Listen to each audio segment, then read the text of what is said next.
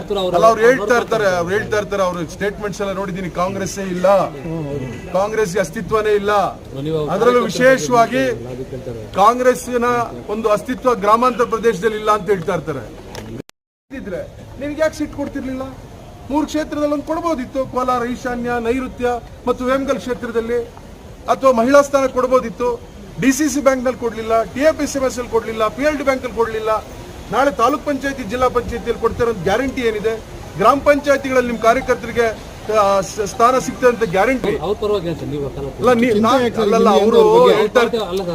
ಹೇಳ್ತಾ ಇರ್ತಾರೆ ಅವ್ರ ಸ್ಟೇಟ್ಮೆಂಟ್ಸ್ ಎಲ್ಲ ನೋಡಿದೀನಿ. ಕಾಂಗ್ರೆಸ್ಸೇ ಇಲ್ಲ, ಕಾಂಗ್ರೆಸ್ಗೆ ಅಸ್ತಿತ್ವನೇ ಇಲ್ಲ.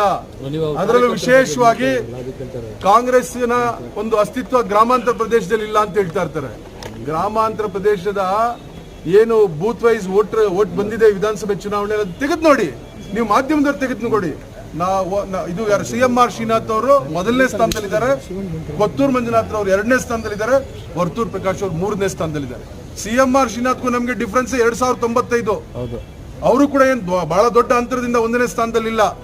ವರ್ತೂರ್ ಪ್ರಕಾಶ್ ಅವ್ರಿಗೂ ನಮಗೂ ಕೂಡ 1500 ಏನೋ ಡಿಫ್ರೆನ್ಸ್ ಇದೆ. ನಾವಿಬ್ರು ಸಮಬಲದ ಹೋರಾಟ ಮಾಡಿದೀವಿ. ಕಾಂಗ್ರೆಸ್ ಅಸ್ತಿತ್ವನೇ ಇಲ್ಲ ಅಂತ ಕಡೆ ಸಮಬಲದ ಹೋರಾಟ ಮಾಡಿದೀವಿ. ಇವೆಲ್ಲವನ್ನ ಮರೆಮಾಚಿ ಕಾಂಗ್ರೆಸ್ ಅಸ್ತಿತ್ವ ಇಲ್ಲ, ಕಾಂಗ್ರೆಸ್ ಅಸ್ತಿತ್ವ ಇಲ್ಲ ಅಂತ ಹೇಳಿದ್ರೆ ಯಾರು ಕೂಡ ದಡ್ರಲ್ಲ. ಜನ ಕೂಡ ಬಹಳ ಬುದ್ಧಿವಂತರು. ಜನ ಪ್ರತಿಯೊಂದನ್ನು ಕೂಡ ಇವತ್ತು ಅರಿವಿದೆ ಅವ್ರಿಗೆಲ್ಲ ಕೂಡ. ಅದರಲ್ಲೂ ವಿಶೇಷವಾಗಿ ಕೋಲಾರ ಜಿಲ್ಲೆ ರಾಜಕೀಯವಾಗಿ ಮೊದಲಿಂದ ಹೆಚ್ಚು ಅರಿವಿರ್ತಕ್ಕಂಥ ಜನ. ನಮಗೆ ರಾಜಕಾರಣ ಕಲಿಸ್ತಕ್ಕಂಥ ಅಗತ್ಯ ಯಾರು ಕೂಡ ಇಲ್ಲ. ಮಾನ್ಯ ವರ್ತೂರ್ ಪ್ರಕಾಶ್ ಅವರೇ, ನಾನು ನಿಮಗೆ ಹೇಳ್ತಕ್ಕಂಥದ್ದಿಷ್ಟೇ, ನಿಮ್ಮ ಅಸ್ತಿತ್ವ ನೀವು ಉಳಿಸ್ಕೊಡಿ.